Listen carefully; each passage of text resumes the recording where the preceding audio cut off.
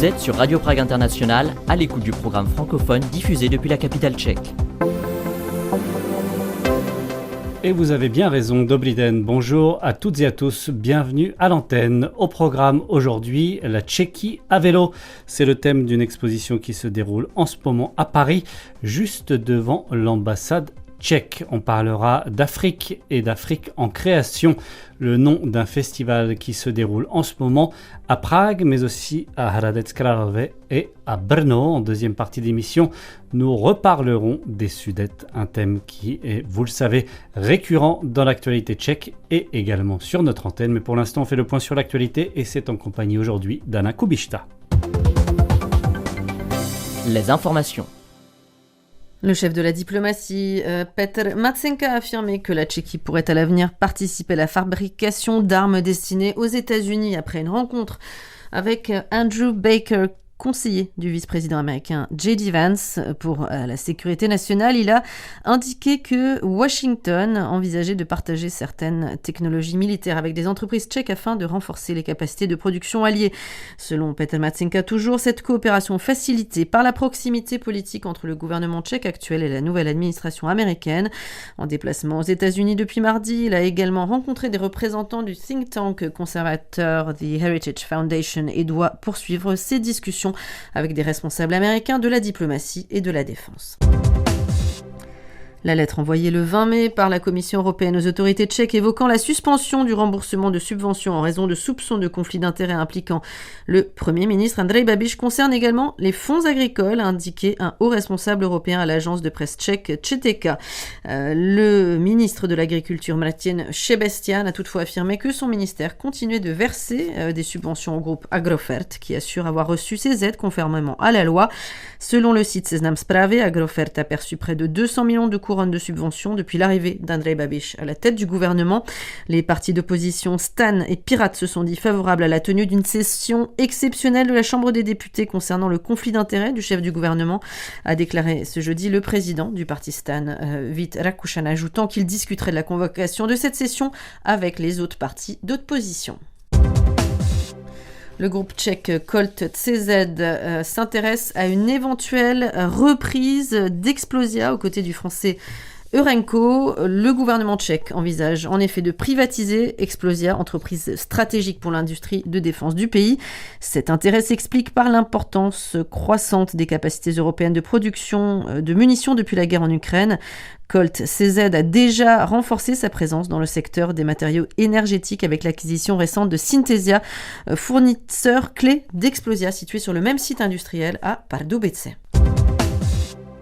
La Tchéquie a obtenu le soutien de la Hongrie et de l'Italie dans ses efforts pour protéger l'industrie lourde des coûts liés aux émissions de carbone. Le ministre tchèque de l'industrie Karel Havlíček a indiqué à Bruxelles qu'une coalition d'une dizaine de pays se dessinait désormais pour défendre les secteurs comme la sidérurgie, la chimie, le verre ou le ciment. Prague réclame notamment le maintien du système actuel de quotas gratuits d'émissions dans le cadre du marché carbone européen EU-ETS. La Commission européenne doit présenter le 15 juillet une révision de ce dispositif que plusieurs pays jugent trop coûteux pour la compétitivité industrielle européenne. Le parquet a requis le placement en détention provisoire du 11e suspect arrêté dans l'enquête sur l'incendie de l'usine d'armement LPP Holding à Pardubice en mars dernier. L'homme, un ressortissant étranger, arrêté mercredi, est poursuivi pour attaque terroriste et participation à un groupe terroriste. Une audience doit se tenir dans la soirée au tribunal de Pardubice. Les prénoms Jakub et Viktorie ont été les plus donnés aux nouveau-nés en Tchéquie en 2025. Selon les données de l'Office tchèque des statistiques, Jakub domine le classement des garçons depuis 2011 et Eliška dominait celui des filles depuis 2012 avant d'être remplacé l'an dernier par Viktorie. Chez les filles, Eliška passe à la deuxième place tandis que Sofie dépasse Anna et grimpe sur le podium des prénoms les plus populaires. Du côté des garçons, le trio de tête reste inchangé avec Jakub, Mathias et Jan. Un mot de météo pour terminer. Vendredi, jour de fête des Maximes, toujours un temps estival avec 27 degrés pour les moyennes maximales. Radio Prague International, le programme francophone. Prague et la République tchèque rêvent d'organiser, vous le savez, le grand départ du Tour de France, et ce, idéalement en 2029 pour fêter le 40e anniversaire de la chute du régime communiste dans l'ancienne Tchécoslovaquie et la réouverture des frontières qui ont longtemps divisé l'Europe. C'est dans cette optique qu'une exposition en plein air intitulée Deux roues, une symphonie, la Tchéquie à vélo a récemment été inaugurée à Paris. À 2 coups de pédale de la Tour Eiffel et jusqu'à la fin du prochain Tour de France, 21 photos grand format présentant quelques-uns des plus beaux endroits à découvrir à 2 roues en Bohême et en Moravie sont exposées sur les grilles de l'ambassade de Tchéquie. C'est ce qu'explique Markéta Dianova, la directrice de l'antenne de l'Agence nationale Czech Tourism en ligne de Paris avec Guillaume Narguet. La République tchèque est le pays où il y a la tradition cycliste assez forte, long terme. Alors nous avons décidé de travailler avec cette idée et accompagner aussi les débats qui se font entre la France et la Tchéquie concernant le grand départ de Tour de France. Alors l'idée de cette exposition est de mettre en avant la Tchéquie comme le pays de cyclisme, de montrer des beaux paysages, montrer aussi que le vélo fait partie de notre vie quotidienne et présenter la tradition sportive de Tchéquie en France. Alors la grille de l'ambassade peut servir comme un endroit pour faire cette exposition. Nous avons préparé 21 grands formats photographes qui sont placés sur la grille pour montrer vraiment qu'on peut faire le vélo dans des paysages, dans des villes, découvrir le pays à vélo pour tout le monde. Alors, lorsque l'on vit à Prague, je ne suis pas certain que l'on puisse dire que le vélo occupe une place prépondérante dans la vie des Pragois, parce que l'on sait que les conditions de circulation à vélo sont compliquées. Donc, quelles sont les régions en Bohême et en Moravie que vous conseillez de visiter aux touristes français pour y faire donc du cyclisme en Bohême et en Moravie? C'est vrai qu'on montre un peu plus des paysages ou des endroits régionaux parce que si on regarde les chiffres, il y a 80% des Français, quand ils voyagent en Tchéquie, ils restent à Prague. Et c'est que 20% des Français qui traversent la frontière imaginaire entre Prague et des régions. Alors notre idée était de quand même montrer quelques photos des belles clichés pragois. Mais la plupart des photos sont quand même des régions. Alors, ce sont des pistes le long des rivières qu'on montre, par exemple la piste le long de Elbe. On montre aussi des paysages de Moravie du Sud, bien sûr, parce qu'il y a des chemins viticoles qu'on peut traverser à vélo. Il y a des pistes qui connectent des grands châteaux de Bohême centrale. On montre des paysages de la Bohême du Sud, qui est une très belle région qui combine des belles paysages, le patrimoine historique et beaucoup d'options aussi pour gastronomie locale. On met en avant des sites UNESCO, des parcs naturels. Donc c'est vraiment une mosaïque des différents endroits qui sont en même temps faits pour le vélo et en même temps emblématiques, iconiques, belles, qu'on veut bien montrer aux touristes. Pas que les touristes français, parce que l'endroit à côté de la Tour Eiffel est bien sûr visité aussi par des touristes internationaux qui peuvent très bien profiter de cette exposition aussi, parce que les textes qui accompagnent les images sont en français et en anglais en même temps. Alors, c'est vrai que dès que l'on sort des limites de Prague, on voit bien, ou on découvre que les Tchèques sont de grands pratiquants de vélo. Pourquoi, selon vous, la Tchéquie est donc une bonne destination pour ceux qui aiment le vélo et peu importe sa pratique? Et puis, quels sont ses avantages? Bon, nous avons le réseau cyclable très très dense, très bien organisé. Il y a environ 40 000 kilomètres de pistes balisées. Et si on regarde la taille du pays, c'est assez beaucoup. Les routes sont souvent calmes, sans voiture. Il y a quelques itinéraires Eurovélo, longue distance, qui traversent le pays aussi. Alors on est bien connecté avec des autres pays cyclistes par des chemins pour des cyclistes. Il y a aussi Rovelo 13 qui suit la frontière entre le vieux monde des pays d'Est et de l'Ouest, qui est aussi quelque chose qui est important dans l'Europe contemporaine, des frontières qu'on dépasse, des frontières qui sont plus présentes. Et le patrimoine de l'Europe qui s'est réuni il y a quelques décades et bien sûr la Tchéquie est le pays qui en profite beaucoup. Aussi des autres avantages, c'est aussi le fait que le pays est très sûr. Il y a pour longtemps la position de la Tchéquie parmi des pays les plus sûrs d'Europe ou du monde, et c'est aussi quelque chose qui facilite l'accueil des touristes du monde entier et de France aussi. Une chose peut-être que j'ai presque oublié de mentionner, c'est aussi le fait que les trains sont très bien adaptés au transport des vélos. Parce qu'on peut prendre le vélo sur une gare et le laisser sur une autre gare, ou bien on peut les transporter par des trains qui ont aussi un très grand réseau dans le pays. Alors c'est cette combinaison de riches patrimoines, de taille de pays qui n'est pas énorme et la très bonne connectivité dans le pays et aussi la connectivité avec les pays qui sont autour.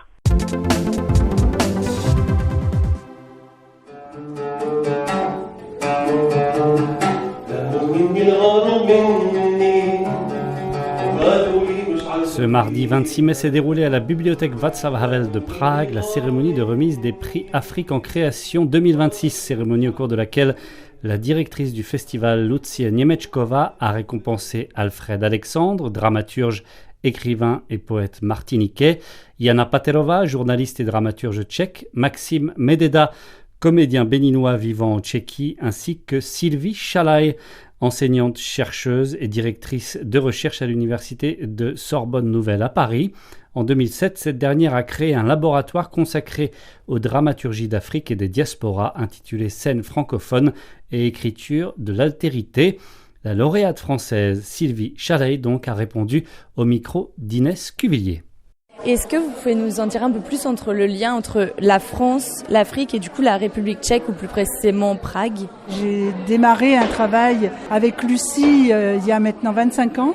Lucie m'avait approchée parce qu'elle s'intéressait au théâtre d'Afrique et des diasporas et elle pensait que c'était important de faire connaître finalement ces théâtres auprès des Tchèques.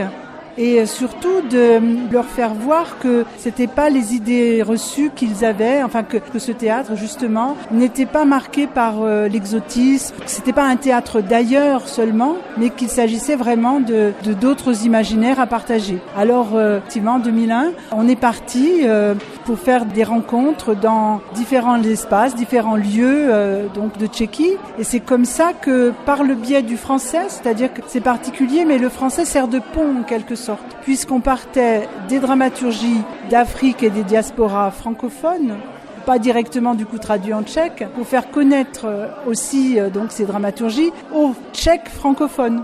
C'est-à-dire que par le fait que c'était des Tchèques francophones, ils pouvaient découvrir les dramaturgies francophones d'Afrique. Et c'est comme ça que ça a fait naître quand même un intérêt. Et puis ensuite, Lucie a continué de manière vraiment déterminée. Et après, oui, c'est-à-dire que on a outrepassé, je dirais, la limite qui était celle de la langue française pour aller directement d'un théâtre d'Afrique en français vers un théâtre d'Afrique traduit directement vers le tchèque. Et est-ce que vous pensez que, du coup, grâce à ce festival et tout ce travail, ça a réussi à faire changer un peu la vision des Tchèques sur le théâtre africain ?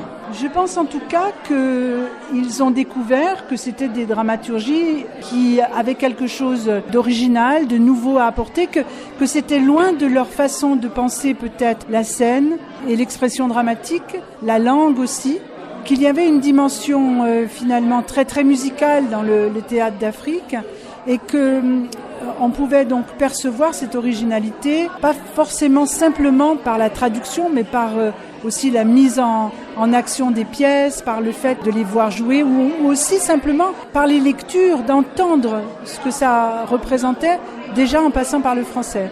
Et je pense que, en tout cas, ça touche suffisamment pour que aujourd'hui il y ait de plus en plus de gens qui s'y intéressent, et pas seulement à Prague. Parce que c'était ça aussi l'idée. Lucie Nemekova nous avait embarqués sur un tour de Tchéquie. On a fait des conférences dans différents lieux en région, pas seulement à Prague. Est-ce que vous avez l'impression qu'il y a une différence entre la réception du théâtre africain entre la France et la République tchèque?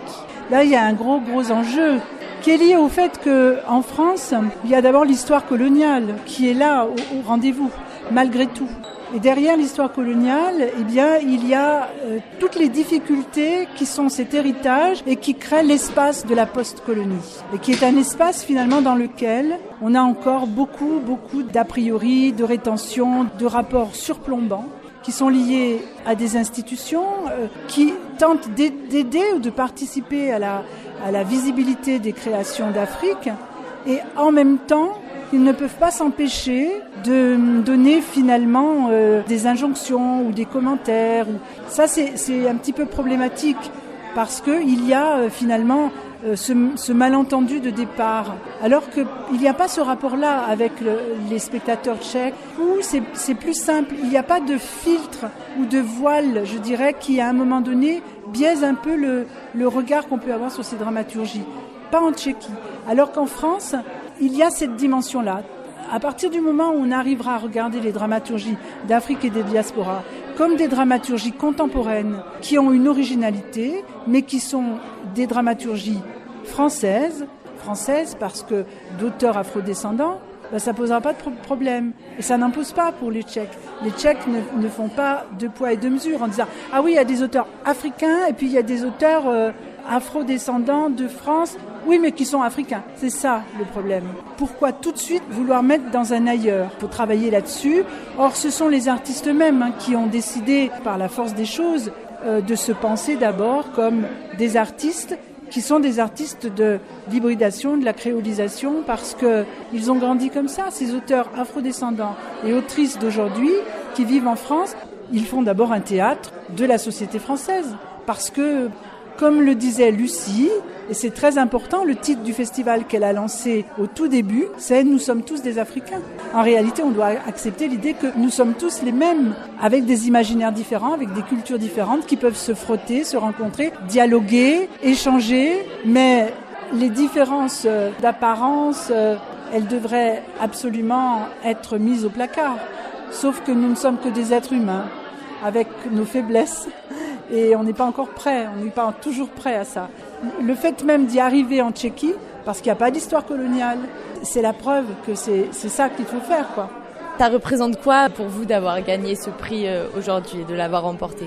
Et c'est une reconnaissance, en fait. Et c'est ça qui me touche, c'est qu'il y a une vraie reconnaissance de la République tchèque et surtout du travail que Lucie a pu accomplir avec le festival pour montrer, oui, que ce travail, finalement, qui a été quand même une lutte dès le départ, de faire reconnaître que les dramaturgies d'Afrique et des diasporas ne sont pas des dramaturgies exotiques qui viennent d'ailleurs, mais sont des dramaturgies contemporaines qui ont quelque chose à apporter d'abord à l'Occident et justement à ces publics-là, et qu'il ne s'agit pas d'être toujours dans le renversement des rapports, mais qu'il s'agit bien, au contraire, donc d'accepter qu'il y a un enrichissement au contact de ces créations-là.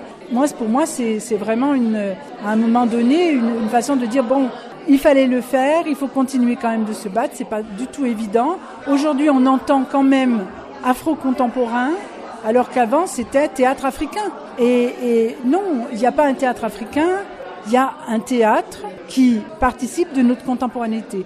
Et ce prix me témoigne en tout cas le fait que j'avais raison de me battre pour ça. Et j'en suis très très fière et vraiment c'est un vrai bonheur pour moi. Les Sudètes, vous le savez, on en a parlé encore très récemment sur notre antenne à propos du rassemblement des Allemands des Sudètes qui s'est déroulé pour la première fois sur le sol tchèque à Brno le week-end dernier. Mais c'est un thème qui revient très souvent et dont on avait parlé à l'époque avec Christian Jacques, professeur et spécialiste du sujet. Il avait été interrogé par Paul Bauer, c'était il y a 15 ans déjà.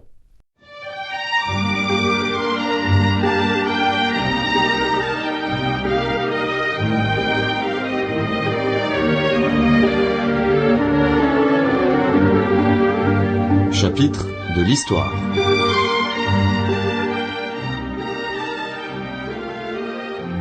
Christian Jacques, bonjour. Bonjour. La question sudette intervient à intervalles réguliers sur la scène médiatique tchèque. Qu'entend-on concrètement par question sudette ou comment la définit-on ? C'est une question très vaste. Je crois que, pour simplifier les choses, c'est le contentieux dans les relations germano-tchèques, qui tourne autour de 3 dates, à mon avis, essentielles, qui sont tout d'abord 1919, la création de la Tchécoslovaquie, la question de la place des populations germanophones dans le nouvel État, 1938 avec la destruction de l'État tchécoslovaque, et puis 1945, les expulsions et de 3 millions, près de 3 millions de personnes se considérant comme allemands, dans des conditions particulièrement difficiles et terribles. Et à partir de quel moment parle-t-on de question sudette ?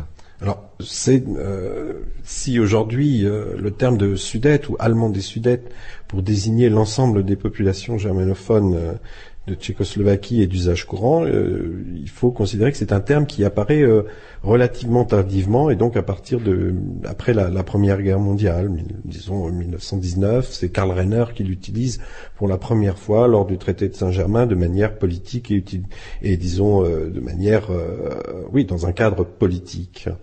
Alors bien sûr, la question il faut remonter bien avant, il faut remonter disons au moins au XIXe siècle. Et la question des nationalités et des luttes nationales au XIXe siècle entre Tchèques, le mouvement nationaliste tchèque et les mouvements nationalistes allemands. Mais concrètement, la question sudète est une question qui apparaît, disons, sous ce terme, dans l'entre-deux-guerres. En ce qui concerne, bien sûr, les décrets Beneš qu'il faut absolument évoquer, ces décrets qu'il faudra appeler les décrets présidentiels et qui concerne la confiscation des biens et la suppression de la citoyenneté tchécoslovaque des individus considérés comme allemands, mais aussi ces décrets concernaient également les Hongrois. Ces décrets vont bien sûr focaliser ou cristalliser toutes les discussions interétatiques, mais également devenir un des griefs au sein de la Landsmannschaft envers le gouvernement tchécoslovaque et ensuite le gouvernement tchèque, surtout après les années 90, au moment de la transformation et de la question de l'intégration européenne. Donc cette question, finalement, intervient relativement peu avant 1990. Bien sûr, on la retrouve, mais disons qu'elle a toute son actualité dans la mesure où la République tchèque rentre dans le système démocratique occidental. Et la récupération de cette question et surtout des décrets Beneš par Václav Klaus lors de la demande de dérogation pour la signature du traité de Lisbonne, vous l'interprétez comment ? En fait, c'est bien ce jeu d'identité, de discours identitaire.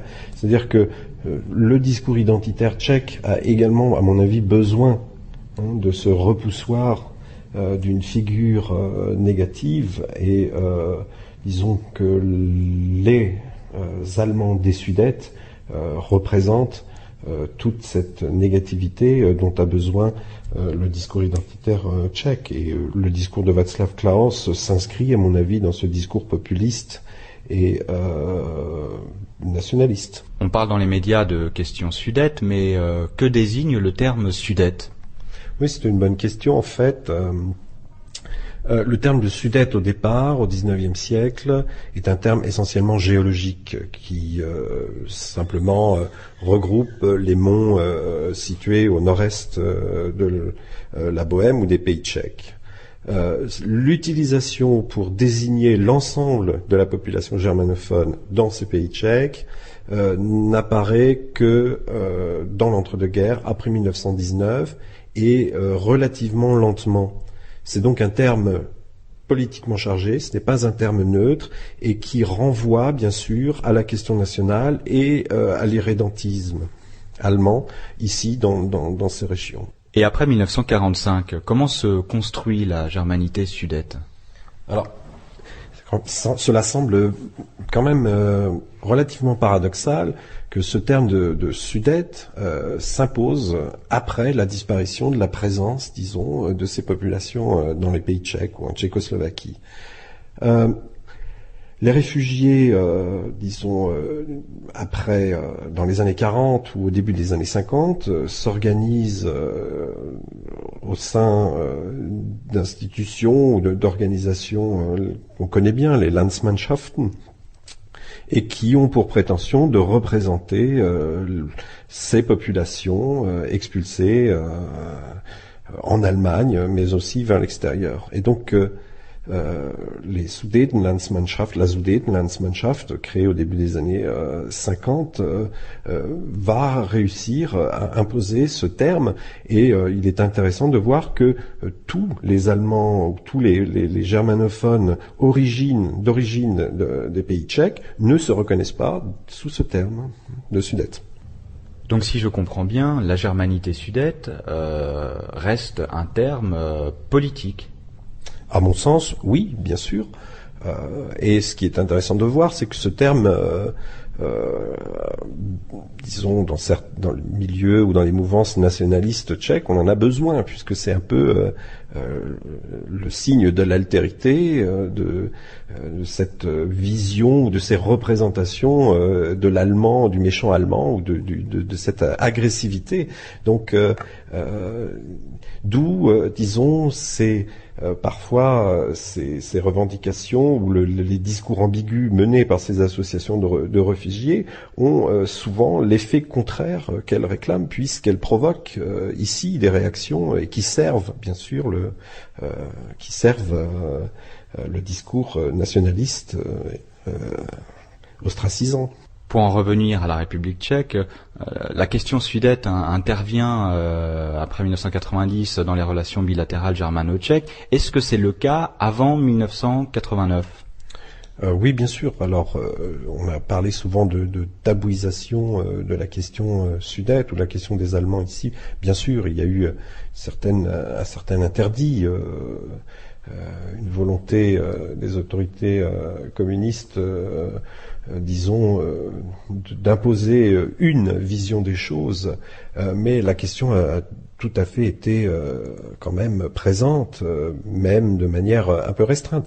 Alors il y a eu aussi les accords de Prague en 73 portant sur, l'interprétation de savoir si les accords de Munich pouvaient être encore considérés comme valides ou pas.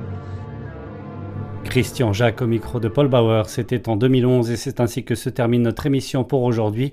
Retrouvez-nous demain, même heure, même fréquence. Ahoy, na slyšenou.